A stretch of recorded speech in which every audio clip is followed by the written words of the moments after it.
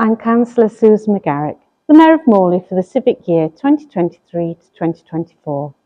I've been a Morley councillor as well as a member of the Morley Borough Independent Party for almost 9 years now, representing the Cherwell ward.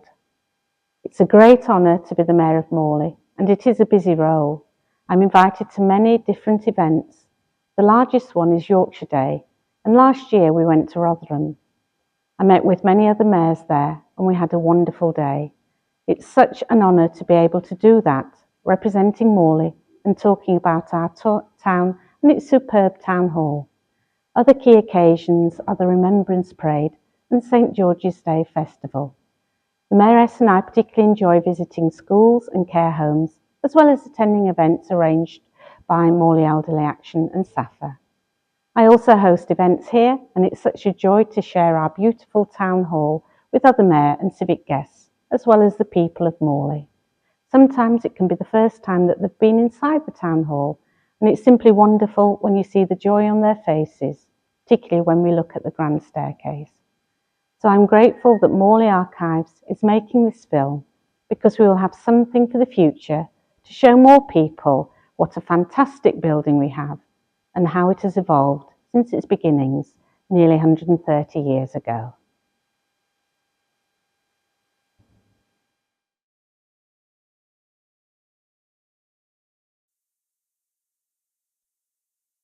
The town hall has graced Morley's skyline for almost 130 years. The tower is 160 feet high. This ensures that the clock can be seen over large areas of the town. It also has Westminster chimes, which sound every 15 minutes. Both factors were a boon when timepieces were rare. The outside is sculpted carefully from stone mined locally. Nowadays, the building is surrounded by shops and a supermarket, but originally, and some might think that the town was living up to its motto, that industry conquers all, 2 large dirty mills and a quarry surrounded this beautiful building. This landscape was drastically altered when one of the mills caught fire in August 1961.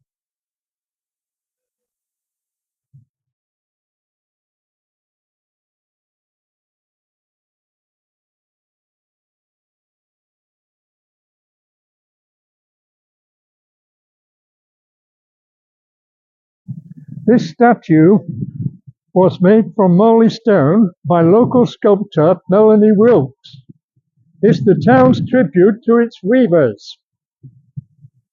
Without doubt, they were one of the mainstays of the local textile trade. They formed a necessary part of the manufacture, and the 2 world wars made extra demands on their services when many men were called up to the forces. After a hard day in a noisy environment, many had children to care for. It's also true that their hearing would usually be affected in later life. We note, though, that as expert lip readers, it was unwise to gossip in their whereabouts. This entrance was used a lot when Morley was a borough, despite the steps leading to it. Now the metal gates are kept closed except on important civic occasions such as parades. Above the front entrance is the pediment, a selection of finely sculpted figures inside a triangular area. In the middle is a depiction of justice, shown as a blindfolded woman holding some scales in her right hand and a sword in her left, similar to that on the Old Bailey in London. To her right are 3 figures representing art, sculpture and drama, while to her left are 3 figures representing industry, commerce and science. Also to the left, beneath the large cogwheel, is a depiction representing a locomotive emerging from Morley Tunnel. This statue of a mine worker was also made by Melanie Wilkes using local stone. In the early days of the borough, the mining and quarrying industries were quite dominant. By the 1920s, they were disappearing, but a local company, Harewood and Ackroyd's, continued to make safety lamps which were used in coal mines all over the world. The laying of this foundation stone on the 8th of October 1892 was a big occasion. A massive crowd was entertained by brass bands as a parade of civic dignitaries came to the site. The Mayor Thomas Clough was then given a silver trowel to lay the inscribed granite stone, and that was after certain heritage components had been placed underneath it. Originally, this north side of the town hall on Wellington Street led to the police station. The entrance to this is shown here in the middle. The police inspector had a house on the opposite side of the road. Just beyond the house, the Albert Mill stretched up the street for a considerable distance. In August 1961, a fire broke out here. Sparks from it caught the town hall dome and set it alight. The brigade managed to keep the town hall fire to the upper dome, which was severely damaged. However, the mill was completely destroyed, and as was the neighbouring Queen's Mill. The ruins were demolished, and for over 12 years this area was empty until the Morrison's supermarket was built. The police inspector's house was also destroyed. The police station itself was moved to Corporation Street in 1968. Nowadays, this is the main point of entry to the building.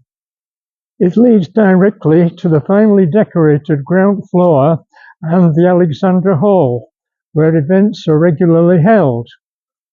Just inside the doorway, to the right, are some stairs which lead to the basement offices and the Morley room. All the floors can be accessed by a lift, which is close to this entrance. This staircase leads down to the basement, where there is a smaller meeting hall and various offices, which are used for administrative purposes, both now and also in times past. It also leads into the old police station and the cells associated with this. Pride of place is this plaque, which shows the remarkable achievements of Burrell Burton, the superb championship cyclist who competed under the colours of the Morley Cycling Club.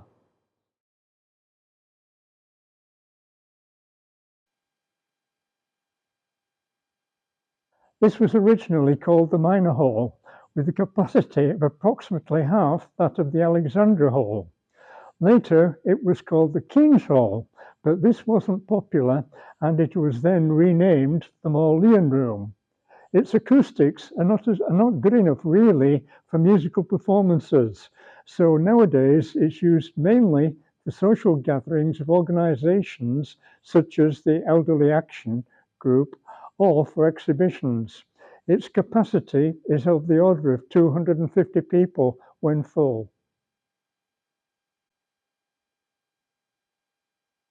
Along this passageway is the office which is used by the Morley Town Council. A strong room can also be found down here around that corner and along the passageway.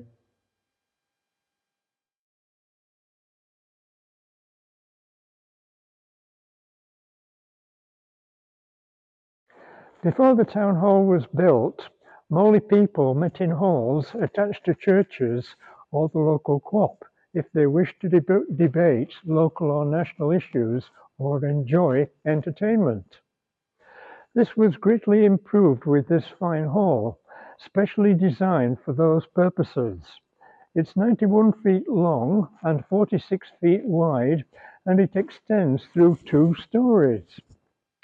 Originally, it was called the Large Hall, but it was renamed in 1902 after Queen Alexandra, the new King Edward VII's wife and consort, came to the throne. Over the years, its reported capacity has varied, probably due to changes in seating and also in fire regulations. Originally, it seated around 1,200 people, but this has now been reduced to about 800. The magnificent ceiling had to be restored in 1992 when a large chunk of it fell down after a performance. These 3 windows were installed separately from the 17 to be found elsewhere. All of them honoured the services of various councillors.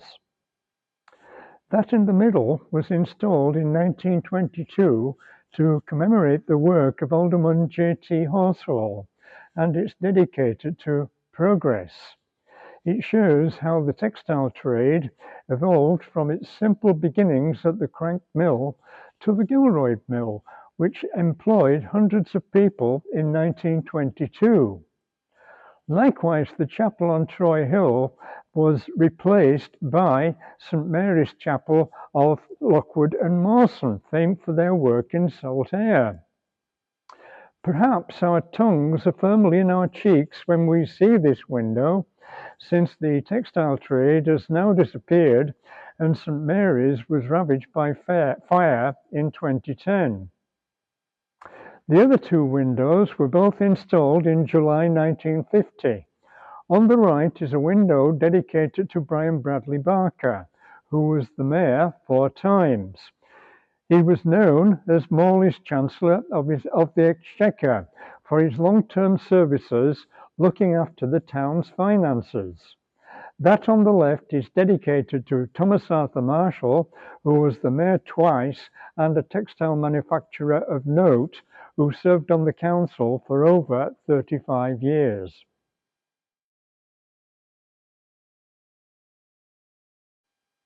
Further along, past the doors to the main meeting hall, the Alexandra Hall, are artifacts showing the importance of coal in the town's history.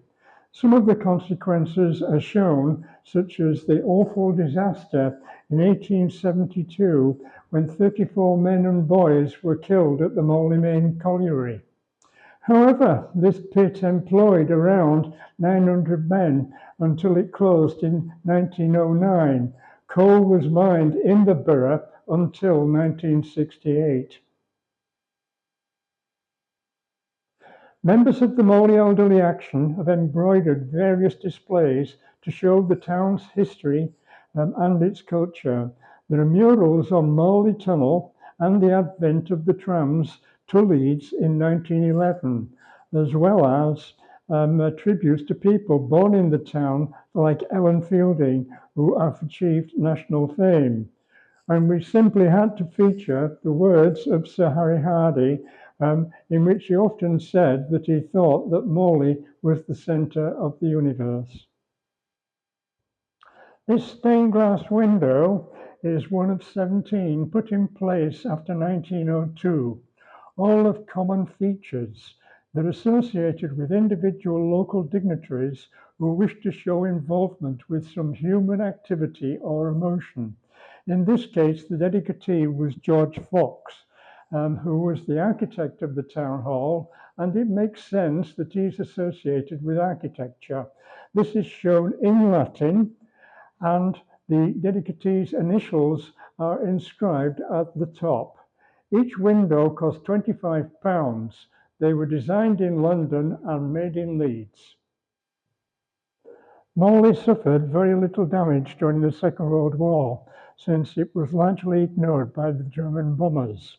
However, the locals arranged a number of well-organised fundraisers for the armed forces. These plaques show the individual events which often took place over a week of concentrated effort. It's estimated that Morley people raised £5 million in this way, and that's equivalent to £240 million in today's value. This bust and its associated plaques are dedicated to the memory of Herbert Henry Asquith, the town's most famous son. He was born at Croft House on Church Street in 1852. Although he left Morley at an early age, he remembered going to the Rehoboth Chapel and the Victory Parade at the end of the Crimean War. His brilliance shone through early and he became a fine lawyer. However, the lure of public life turned him to politics in the 1880s as a Liberal. This was the majority politics of Morleyans at that time, and he quickly rose through the ranks, becoming the Home Secretary in the early 1890s and Prime Minister in 1908.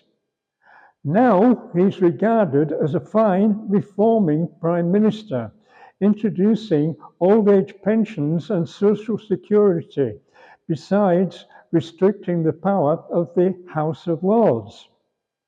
Most agree with his difficult decision to declare war against Germany in 1914.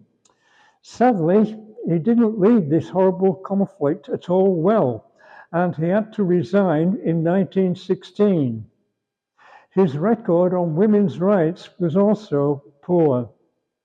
But Morley people remembered him with affection throughout his life, and they organised this memorial very quickly for him after he died in 1928. This logo is that of the HMS Forester, which was a convoy destroyer during the Second World War. In mid-1942, the town decided to sponsor the ship.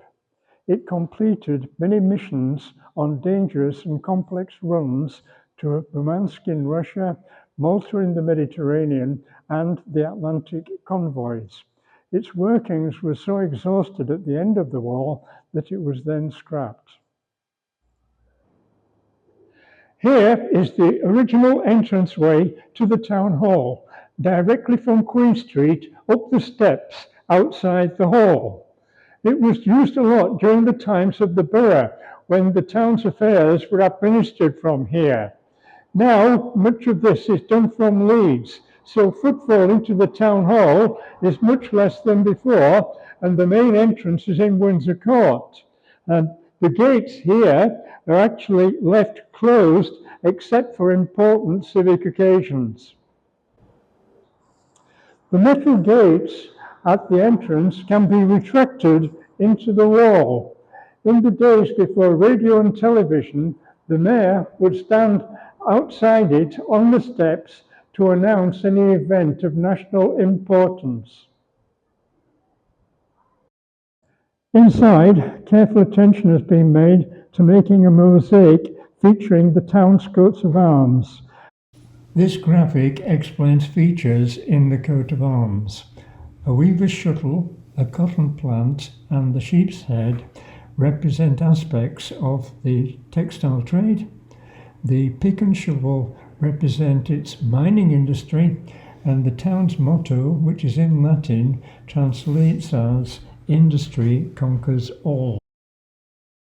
In the entranceway, there are also plaques which give details of the opening by Mr. Asquith and also show people who were on the council at that particular time. The bottom of this stairwell leads to the old police station and the police cells which were associated with it. Through here, you can see a door. In the old days, before the town hall fire, the police inspector had a house on the opposite side of Wellington Street, outside. The local authorities were so concerned about law and order issues that they built a tunnel linking the house to this building here, so that the inspector could come into the building without crossing the road. Probably another example of overkill from them. The house itself was demolished after the town hall fire of 1961, when it was so badly damaged, and the tunnel was then closed. Originally, 7 cells and 1 association cell were constructed in this area. The police had most trouble in Victorian times and the early 20th century at weekends and holiday periods. These were the times when many public houses were usually extremely busy, and in simple terms, the police simply didn't tolerate drunkenness or disrespect for their authority. So as a result, detentions were far more common than nowadays. This cell is an association cell where more than one person could be held. The floor is sloping somewhat in that direction, and the walls are tiled with porcelain. All the cells have a similar kind of structure because this allowed them to be easily cleaned by using a jet of water, which would then flow out and down into the sewers. Individual cells were quite basic, really, with solid wooden bunks, little heating, and none of the usual toilet facilities. Meals were eaten in the cells, with the food passed through a portal on the door, which also had a viewing port. Prisoners could be exercised on a nearby airing area in the centre of the town hall. Having said that, the majority of people would usually be kept overnight in the cells unless the crime involved was serious. The cells were, however, in use right up until the station closed in 1968, and a later cell even had a lavatory installed.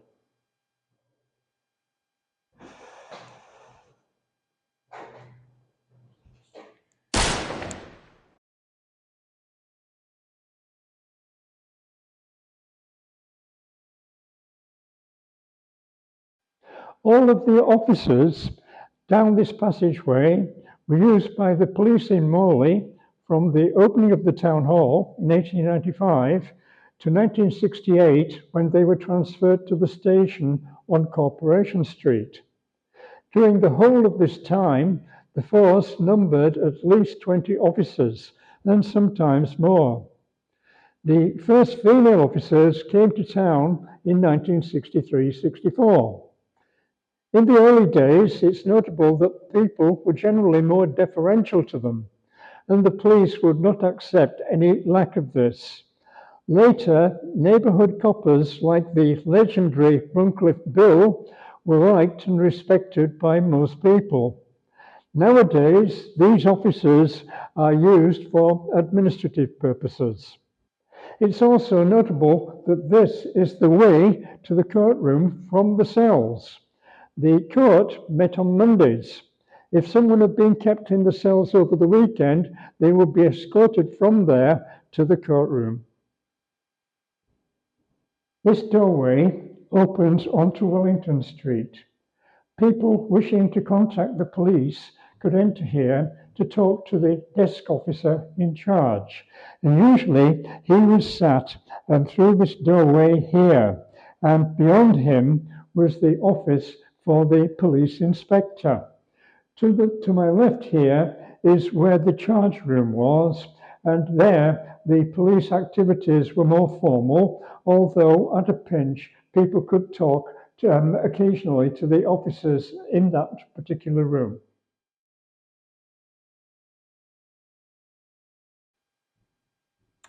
These stairs lead directly to the courtroom and the place where people involved in the trial would stand during the case. So, the first glimpse of the court for prisoners from the cells would be the group of magistrates which was to judge them. In 1892, Morley got its first magistrates' court for over 90 years.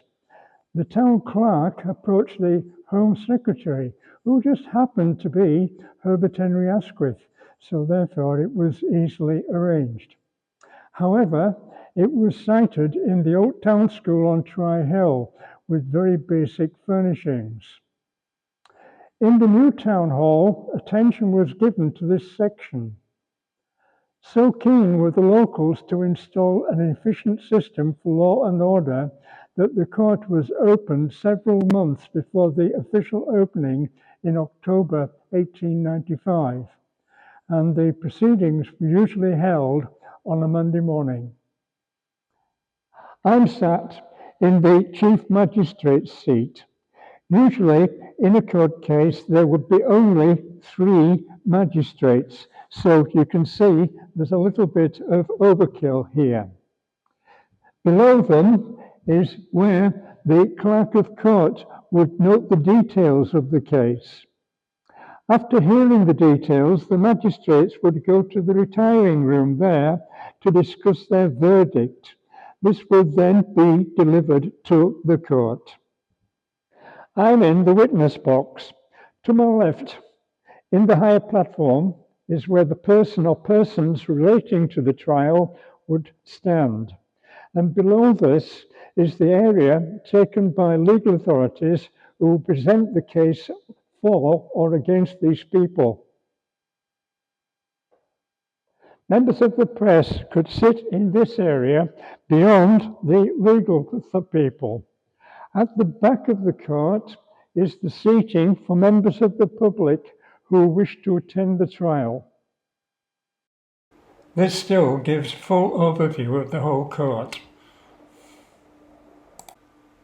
In later times, the courts were sometimes extremely busy, and in order to deal with this, the council chamber was used as a second courtroom. Here you can see the layout of the courtroom when the council chamber was used for this purpose. The courtroom closed in 1999 when the government decided the Morley court was too costly. Proceedings involving Morley people were then transferred to Leeds. The courtroom is still used by television companies who wish to mimic a court scene. Also, the West Yorkshire Police use it for training young constables who've never given evidence in court.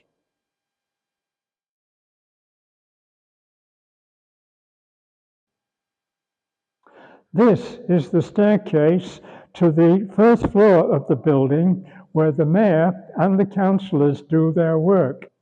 Plaques show the people, the men and women who were mayors during the time of the borough. The bust of Queen Victoria was made for the locals by the sculptor Francis Darlington to commemorate the Diamond Jubilee of the Queen in 1897.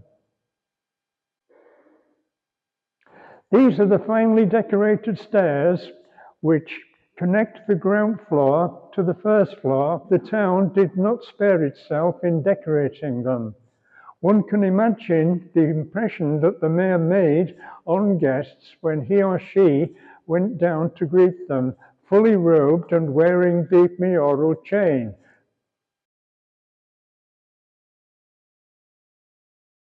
This is the area one comes to on the first floor after walking up the steps.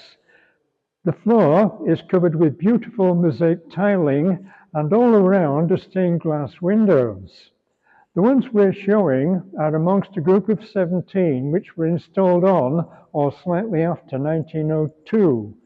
They're all of a common design and donated by people who were dignitaries in the town at that time. The group of 3 which we've got here were donated by Charles Scarth, a wealthy mill owner who chose industry, David Thackeray, a fireman and plumber who chose music, and William Middlebrook, a solicitor who chose justice.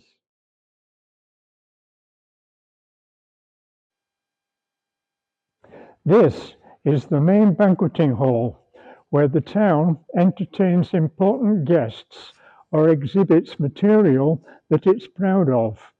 It was here that Herbert Henry Asquith and his wife were entertained after he'd opened the building. The wood furnishings, which you can see, are finely carved and made of oak, and the coat of arms features strongly in this central area. Through this door is the kitchen area where food is prepared before serving.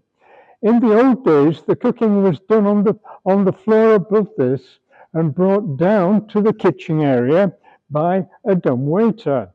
These days, the upstairs area is no longer used. Much of the food is prepared by an outside caterer before it's taken to the kitchen area. These display cases contain artifacts which give us details of the town's heritage. The case on my right has an undated charter which was sent to the town on the 31st of December 1885 by Parliament, giving the terms of the borough status which had been given to Morley. The silver casket in the middle was given to Alderman Samuel Rhodes when he was made a freeman of the borough on the 3rd of October 1917.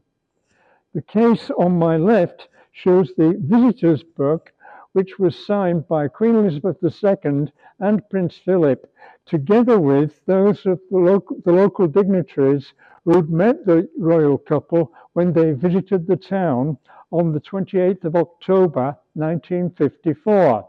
The upper photo shows the dais which was erected at the front of the town hall, where the Queen and the Prince met these people in full view of a large crowd of locals.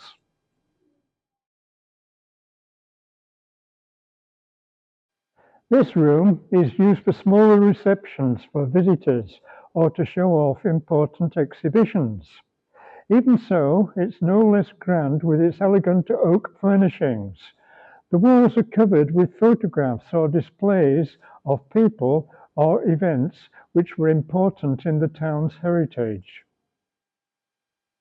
In this corner are two photos of key visits to the town by important dignitaries. On my right is a photo showing the reception that Mayor Ingle gave the Prime Minister, Herbert Henry Asquith, when he came to Morley to accept the freedom of the borough on the 24th of July 1913.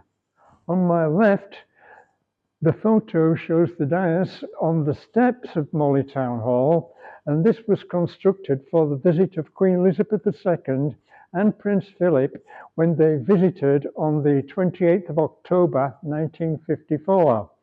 They were introduced to various locals in full view of the enormous crowds that had gathered around the town hall. This corner on my left shows the group who served as councillors under the mayor in 1951-52.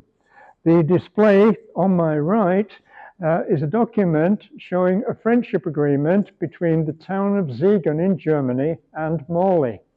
This was signed in 1966 when Alderman Stanley Trousdale was mayor. I think it's important to point out that Alderman Trousdale was a navigator on a Lancaster bomber during the Second World War. But he and a large group of Morleyans welcomed the mayor and people from the town of Siegen when they visited in 1966, and such reunions continue to this day. This is the corner of the smaller banqueting room where you can see some of the artifacts in more detail. Here is a photograph of members of the council when Samuel Rhodes was the mayor. In the corner are artifacts of the Scatcherd family. The Scatcherd family came to the town in 1650 and were regarded as the local squires. They remained in town until round about the early 1900s when the last member of the town, Oliver, and his wife Alice Clive died.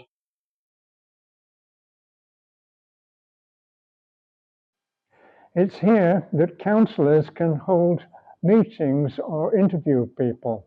So, in the borough days, for example, if someone was offering a tender for a task that the council had advertised, or indeed applying for a job, this could be done in this room.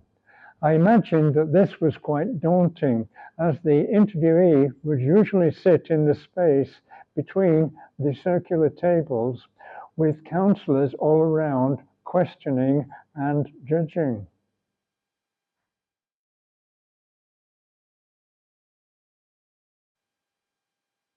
This is the mayor's parlour or office, the place where the mayor could work or meet people quietly and privately. The room is somewhat different to others in the building. The wall furnishings and doors, of course, are still made of oak, but all the furniture in here is made of mahogany.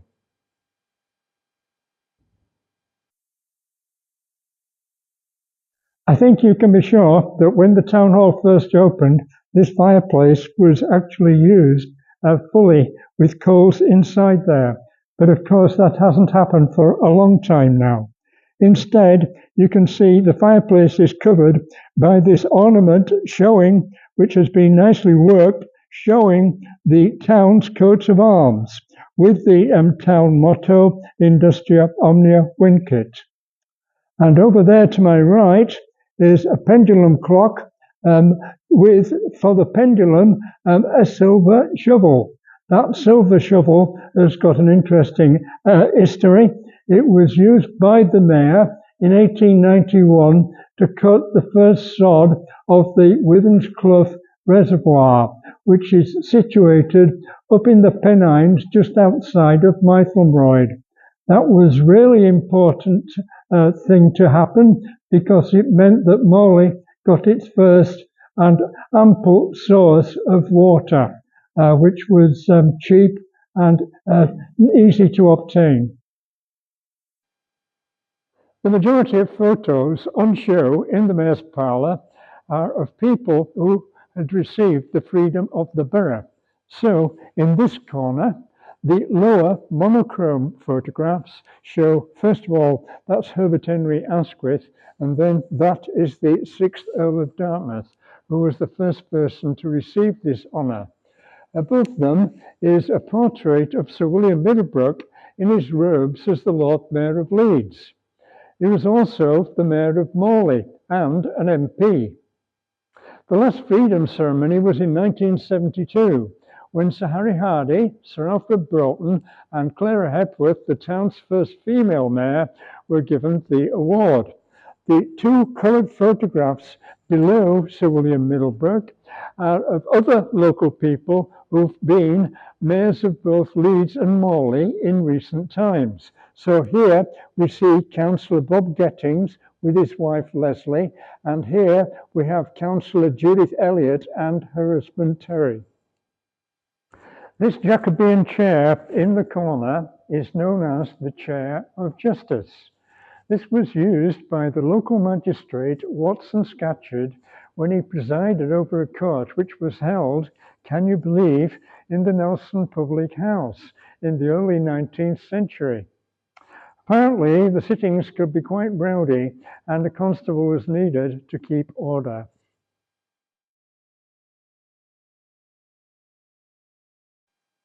The present town councillors still use this council chamber once a month when the town's business and problems are discussed here. The procedure of these meetings remains quite formal. Councillors assemble in appointed seats here on either side of this channel depending upon their political allegiance. Nowadays there are two parties, the Morley Borough Independents and Labour. The mayor then enters the chamber from the parlour and sits in the middle chair on the raised platform at the front. In the borough days, the mayor was also surrounded by senior aldermen of different political persuasions. But nowadays, the town clerk sits to the left of the mayor and the mayoress to the right of her. It's the job of the town clerk to observe opinions and actions in the meeting, besides formally organising the main points which are to be discussed. All the photos in this chamber are of past mayors, except for this one on the left. This is Ben Worrell, a local businessman and keeper of the Queen Hotel. He is given credit for promoting the idea that Morley should have its own water supply in the Pennines. The lower photographs shown here are all of people who've been the mayor of Morley since 2000, when Morley was given a precept and allowed to elect its own councillors. It's interesting to note that more female councillors have been mayor in this new council than in the whole time of the old borough period.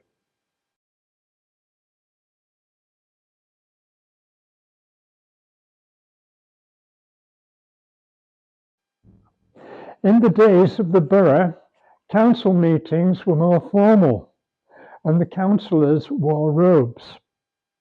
This is the robing room where these were kept, and councillors used to meet up here before the official meeting to put on their attire.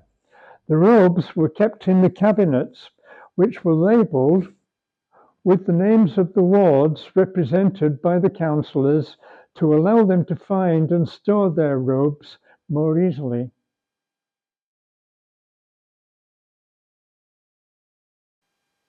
Here are the lavatories which were made for the councillors next door to their robing room in the original building. Suffice it to say that they're clearly male-oriented, and the architect thought that this was not going to change. Placing this knife sharpener in the councillor's lavatory makes one wonder if some council meetings could become quite savage. Or perhaps someone had a sense of humour. We've now come to the end of our tour. Thank you so much for watching our efforts. These tours started over 40 years ago when that fine local historian and storyteller, George Atkinson MBE, first started escorting visitors around this wonderful building. In more recent times, Councillor Joe Tetley, Joel Farmer and founder of Morley Community Archives, revived the idea and continued with the Heritage Trail. We're happy to acknowledge inheriting their work and ideas, but it's become somewhat dependent on a few specialists. For some time, my friends and I have felt that a permanent, accessible and reliable account should be made. This building has had such an important place in Morley's life. We think it's important to highlight this to help it to continue and grow. Modern technology has helped us to add more solid substance to previous ideas. We trust it will be a companion to the booklet on the building, written by David Atkinson and myself, to commemorate its centenary. If you like, it's the legacy that we at Morley Community Archives are offering to local people, young and old, to show how our ancestors wanted to organise and display our area. We feel that people with vision and purpose can utilise the assets we've shown to move on into the modern age. Finally, I'd like to add a word of personal thanks to Steve Thompson, who directed this project with care and skill. Alan Briggs and I simply couldn't have done it without him.